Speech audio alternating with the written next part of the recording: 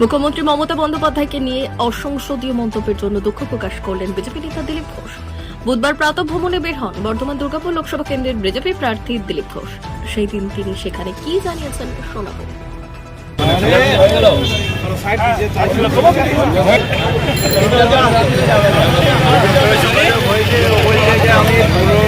নেতৃত্ব শোকজ করেছে, জেপি নাড্ডার নির্দেশে শোকজ করা হয়েছে এবং বলা হয়েছে যে আপনার বক্তব্য অসংসদীয় এবং কি বলবেন? আমার বক্তব্য নিয়ে বিতর্ক প্রথমবার নয়, কারণ আমি যে ভনিতা করে অন্যায় করে তার সামনে বলি। এবারে আমি যে বক্তব্য রেখেছি, মাননীয় মুখ্যমন্ত্রী, যার সঙ্গে আমার কোনো ব্যক্তিগত ঝগড়া নেই, যার সম্বন্ধে আমার মনে কোনো ক্লেশ নেই, ক্লেদ নেই, কোনো দুর্ভাবনাও নেই, উনি যে রাজনৈতিক বক্তব্য বারবার দিয়েছেন লোককে আর বিভ্রান্ত করার জন্য, আমি তার প্রতিবাদ করে প্রশ্ন করেছি। প্রশ্ন হচ্ছে, আমার ভাষা শব্দ প্রয়োগ নিয়ে বহু লোকের আপত্তি আছে, আমার পার্টিও বলেছে, অন্যরাও বলেছেন যে অসংসদীয়। যদি তাই হয় আমি তার জন্য দুঃখিত, কিন্তু আমি সঙ্গে সঙ্গে প্রশ্ন করব, তারই পার্টির এক নেতা, তারই পরিবারের এক নেতা, সে কাঁথিতে দাঁড়িয়ে গিয়ে আমার বিধায়ক দলের নেতার নামে, তার বাবার নামে এর চেয়েও খারাপ খারাপ শব্দ বেরোলো, গালাগালি দেবে। কেন আমার বিধায়ক দলের নেতার কি মান সম্মান নেই? তার বাপ তুলে কথা বলবে? তার বাবা বাংলার একজন বরিষ্ঠ রাজনীতিবিদ, এখনও জীবিত আছেন, তার মান সম্মান নেই? যাদের সুবিধারা নিয়েছেন তাকে নিয়ে যা বলবে, তখন তো ওই টিএমসি কেউ প্রতিবাদ করে না।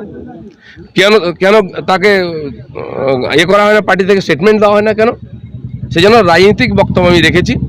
আর দ্বিতীয় কথা হচ্ছে, এই ধরনের যারা শুরু করেছে, রোজ বাপান্ত করা হচ্ছে, কেন শুভেন্দু অধিকারী পুরুষ বলে তার সম্মান নেই, তার বাবার সম্মান নেই, কেবল মহিলা বলে একজন তার সম্মানের প্রশ্ন উঠবে, সে যা ইচ্ছা বলতে পারে, কথায় কথায় মহিলা কার্ড বার করা হবে। আমি তারই প্রতিবাদ করেছিলাম, এ নিয়ে আর কিছু বলার নেই। দল আপনাকে শোকজ করেছে, দলকে বা যে কেউ যেটা চিঠি চাপাটি অফিসিয়াল, তার অফিসিয়াল উত্তর আমি দেবো। দাদা, কৃষ্ণনগরে তৃণমূল প্রার্থী করেছে মহুয়া মিত্রকে, মহুয়া মিত্রকে তৃণমূল স্টার ক্যাম্পেনার হিসেবে রাখেনি।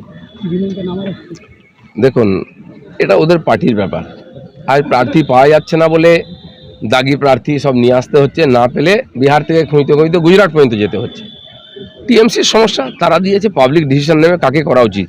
যারা কৃষ্ণনগরের মতো এরকম ঐতিহ্যশালী জায়গা, চৈতন্য মহাপ্রভুর স্মৃতি বিজড়িত, সেই জায়গার একজন সাংসদ গিয়ে পার্লামেন্টের মধ্যে যা মুখে আসছে বলে দিচ্ছেন, আমি তো কিছুই বলিনি, তারপরে সাসপেন্ড হচ্ছেন, তার অনেক নাটক হচ্ছে।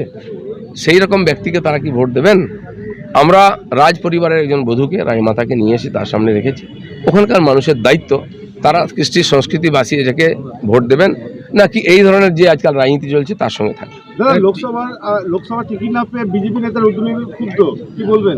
বলছে প্রার্থী হওয়ার মাপকাঠি কি বোঝা সম্ভব নয়, যারা প্রার্থী হয়েছে। শুনুন, পার্টিতে বহু লোক এসছেন, অ্যাপ্লাই করেছেন, যারা পুরনো নেতা তারাও চাইছেন, অনেকে চান, টিকিট চেয়েওছেন। পার্টি সবার কথা ভেবেছে, তারপরে তার যেটা ঠিক মনে হয়েছে সেই জায়গায় তারা ঘোষণা করেছেন পার্লামেন্টারি বোর্ড। এটা আমরা পার্টির সৈনিক হিসেবে মেনে নিয়েছি। এখনও বাকি আছে কিছু ঘোষণা, আর সেটা সর্বোচ্চ নেতৃত্ব এই ব্যাপারে ডিসিশন নিচ্ছেন, আমার কিছু বলার নেই।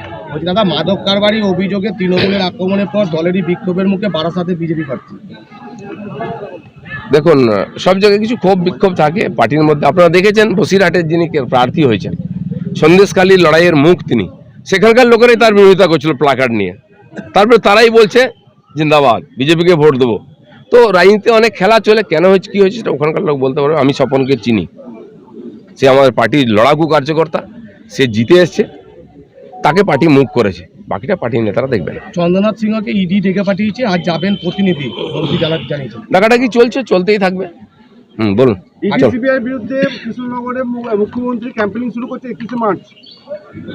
পয়লা এপ্রিল বহরমপুরে হারা সিট দিয়ে উনি শুরু করেছেন, তার রেজাল্ট কি হবে বুঝতে পারছেন, 4টা বেশি হয়ে গেছে। থ্যাংক ইউ দাদা।